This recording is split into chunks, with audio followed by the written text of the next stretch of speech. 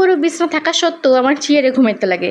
আরে না না, চেয়ারে ঘুমাইতে লাগে না, মানে সকালবেলা ঘুমের থেকে ওইটাই না ওই আঠার মতন লাগিয়ে থাকে শরীরটা বিছনার মধ্যে। তো ওইটাই আমি চেয়ারে বইয়া একটু রেস্ট করতেছিলাম, কেন ঘুমের থেকে ওইটাই না ফট করে কেমন লাগে যে মানে বিছনা ছাড়তে ইচ্ছা করে না।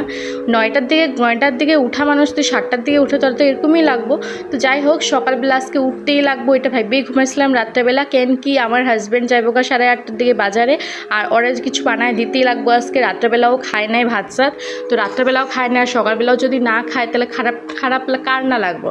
তো দেখো এদিকে আমি সকালে রাত্রেবেলায় তো আমি সব বাসন টাসন যা থাকে সব কিছু ধুয়া রাখা দিই।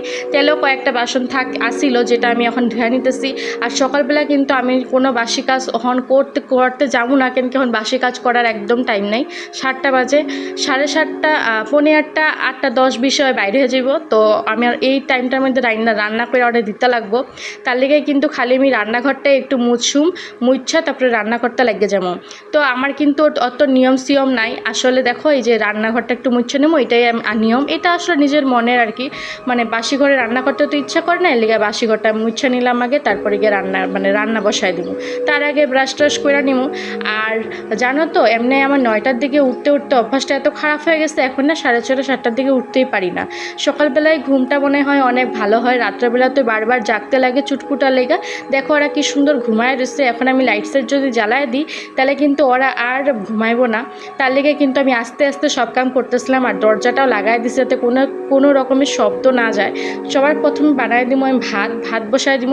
তো ভাত হতে থাকবো, আর এদিকে আমি কাটটা নিব সবজিগুলা। তো সবজির মধ্যে কী বানাবো ভাবতে ভাবলাম যে পটল আছে, পটল আলু সবজি বানাই দিই। আর ডিম আছে, দেখা যাক ডিমের তরকারি বানাতে পারি, মানে সময় হয় কি না। তো ওইটাই আর কি। তো এদিকে আমি চাউলটা বসায় দিলাম, আর মানে রান্নাটা কইরা নিমো আর কি। তো সবাই আর কি সকালবেলা উঠা প্রথমে নেচার দেখায় বা ঘরের বাসি কাজ করে।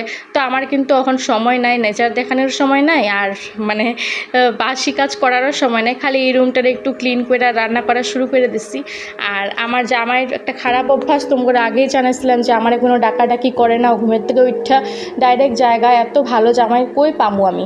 আর 8:30, 9টা বাজে গেল আমার ডাকে নাও ও জায়গা। তারপরে গিয়ে 10টার দিকে ফোন করে আমারে কয় যে তুই উঠছো তুমি ঘুমের থেকে।